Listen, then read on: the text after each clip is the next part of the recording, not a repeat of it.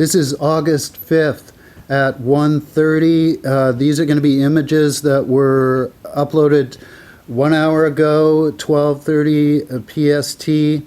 These are from the beta system from the NRC. You're going to see an overview of the area. And there are new isolated hotspots outside the fire perimeter. And we're going to just take a quick jump and look at the hotspot count.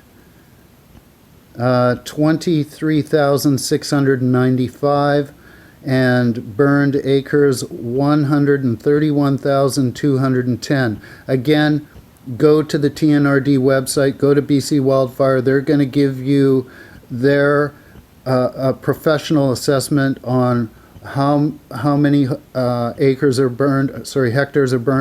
That's where you want to check first. This is showing the perimeter in the northern section. We can see those isolated hotspots. They look like they're patterned on the northern flank. If we look at the northeast, we can see those patterns that are cutting off the approach towards Vedette and south of Vedette.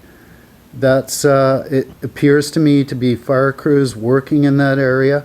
If we look at the southern perimeter, we can see isolated hotspots that are outside on the southwest, north of Highway 99.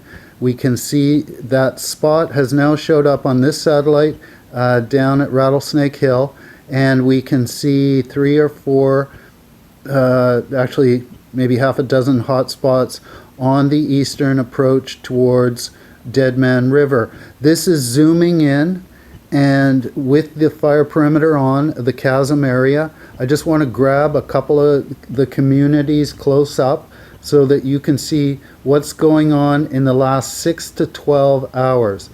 I have not turned on the areas that have been burning longer than 24 hours. Okay, here we're looking at the intersection of Highway 99, Highway 97, Sea to Sky, and you can see there's a couple of hot spots there. Again, this data may be 500 meters, a kilometer away from the actual heat source, but we are looking at a representation of heat in a certain area. So here's the southeast flank, and that's at 6 to 12 hours. And here's the northeast flank. These are the most recent as of 12:30 this afternoon. That's PST time. I know it says 1:30, that's Mountain time. Now we're looking at the overall area. These are the most recent hotspots in the last 6 hours.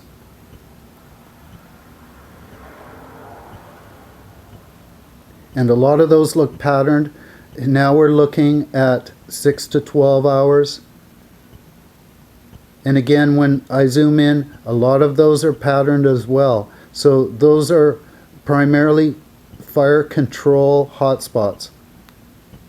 And that's an assumption that I'm making. Now we're looking at the long term over 24 hours or within that 24-hour range. So those will be the long-term densities combined with the short-term, the last 6 hours, the last 12 hours. I know it gets confusing, but here we are looking at what's happened in the last 6 hours on the northern section of the fire perimeter.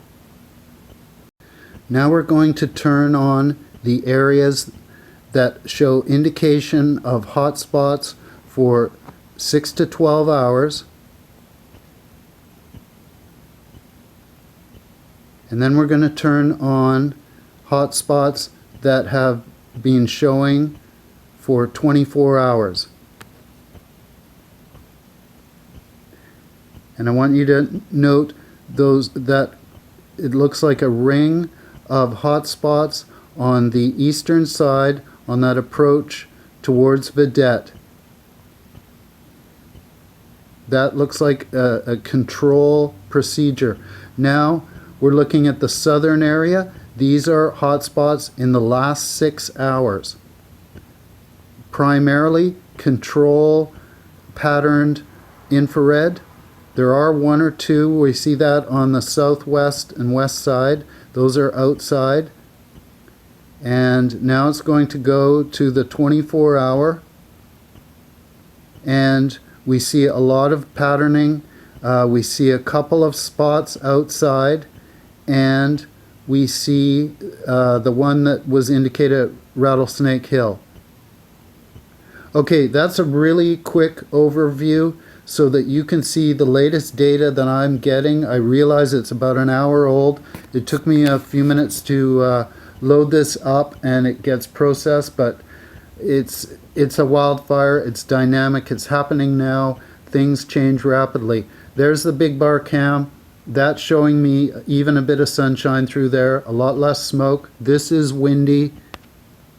It's showing me 5 kilometers an hour, primarily from the northwest. We can see that push on the left-hand side of the screen from the west, and those two streams look like they're conflicting. Now I'm looking at the long-term forecast up until Thursday.